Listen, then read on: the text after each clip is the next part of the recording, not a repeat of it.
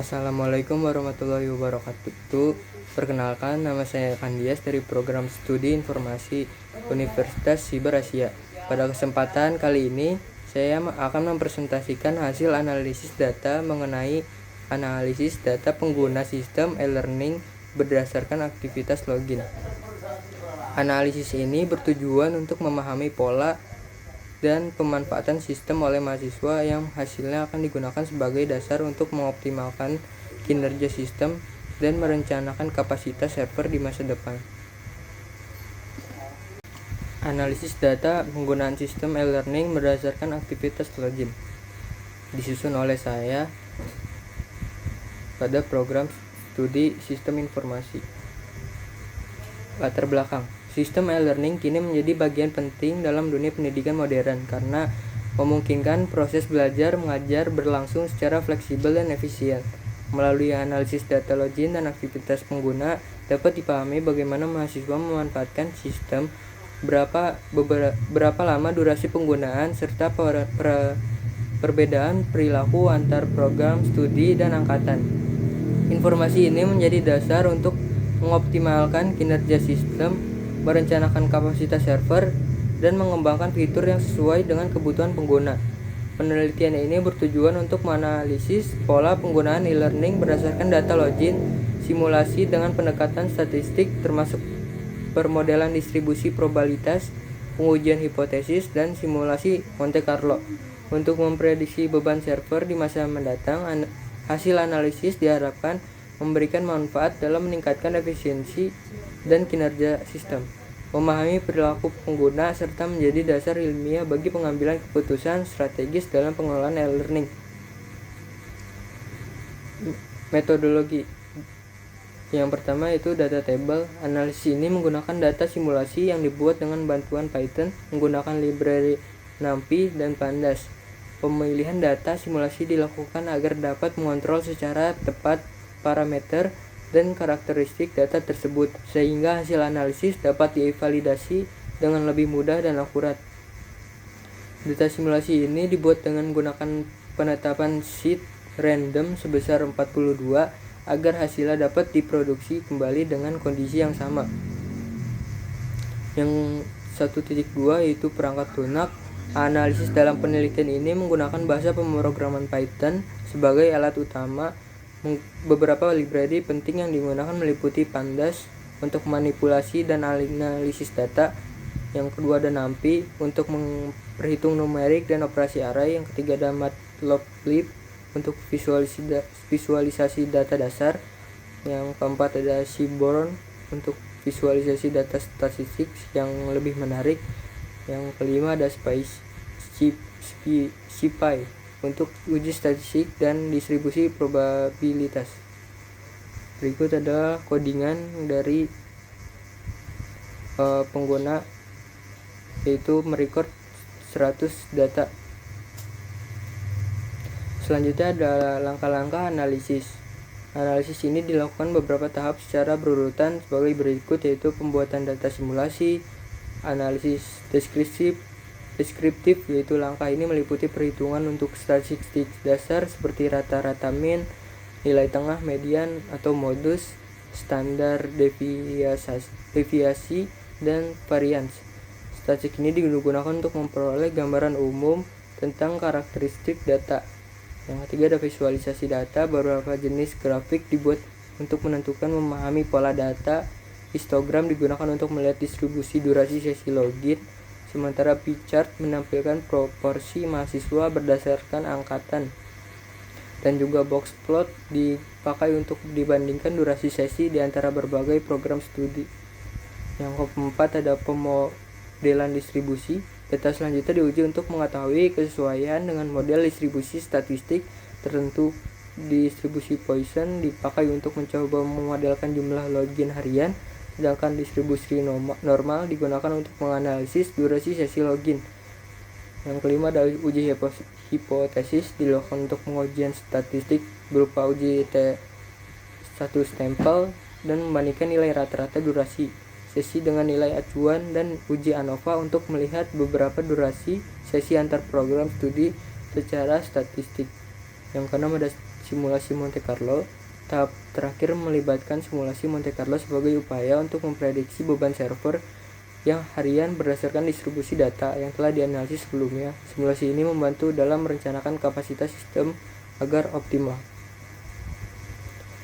Selanjutnya ada hasil statistik deskriptif. Analisis statistika deskriptif pada variabel durasi sesi per menit menunjukkan hasil sebagai berikut, yaitu sesi belajar ideal rata-rata durasi sesi adalah 61-50 menit, mendekati 1 jam, yang merupakan waktu efektif untuk sesi belajar mendalam. Sesi singkat dominan yaitu namun perhatikan modusnya hanya 28 menit. Ini berarti aktivitas singkat seperti cek penggunaan atau download materi adalah hal yang paling sering dilakukan.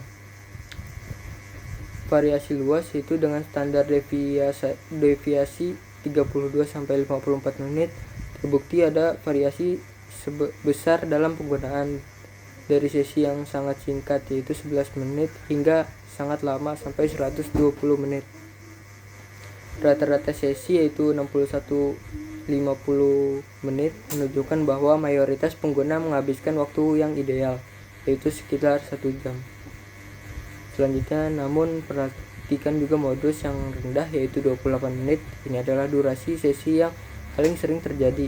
Ini mengindikasikan bahwa ada jumlah besar pengguna yang login hanya untuk aktivitas singkat seperti mengecek notifikasi atau administrasi.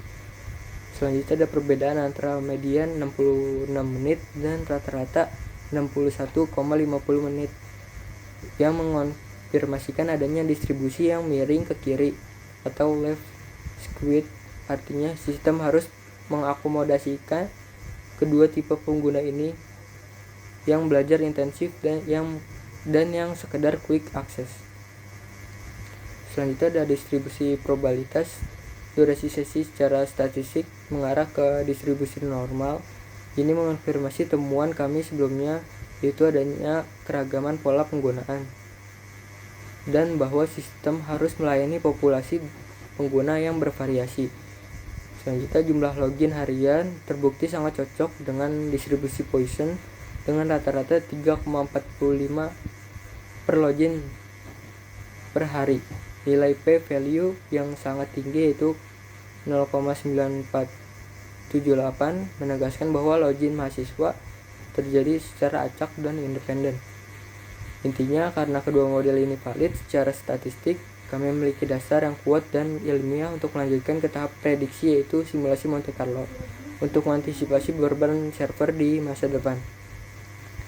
Selanjutnya ada uji hipotesis. Uji T1 stempel membuktikan bahwa rata-rata sesi aktual tidak berbeda signifikan dari 60 menit. Ini berarti waktu belajar mahasiswa secara keseluruhan relatif stabil dan sesuai dengan harapan ideal. Selanjutnya ada uji ANOVA, menghasilkan temuan kunci p-value yang tinggi yaitu 0,6486. Berarti kami gagal menolak HO. Ini menyimpulkan bahwa tidak ada perbedaan signifikan pola pengguna rata-rata durasi antara mahasiswa teknik informatika, sistem informasi, dan akuntansi. Selanjutnya ada implikasi, yaitu karena pola pengguna homogen antar program studi, pengelola sistem dapat menyusun strategi pengembangan dan optimalisasi sistem secara umum atau universal tanpa perlu membuat penyesuaian khusus untuk tiap program studi. Selanjutnya ada simulasi Monte Carlo. Tahap akhir analisis kami adalah simulasi Monte Carlo untuk memprediksi beban server selama 30 hari ke depan. Pengguna model distribusi Poisson, jumlah login, dan normal durasi sesi. Rata-rata beban prediksi menunjukkan server aktif sekitar 4 jam 7 menit sehari, yang tergolong moderat. Risiko puncak, namun poin kritisnya adalah standar deviasi yang sangat tinggi yaitu 138,37 menit. Nilai ini menunjukkan adanya fluktuasi beban yang dinamis. Kita ada beban puncak. Fluktuasi ini dapat menghasilkan beban puncak hingga lebih dari 650 menit atau hampir 11 jam pada hari tertentu. Hasil ini menegaskan bahwa sistem e-learning tidak boleh statis. Sistem harus dirancang untuk fleksibel dan responsif terhadap lonjakan beban mendadak.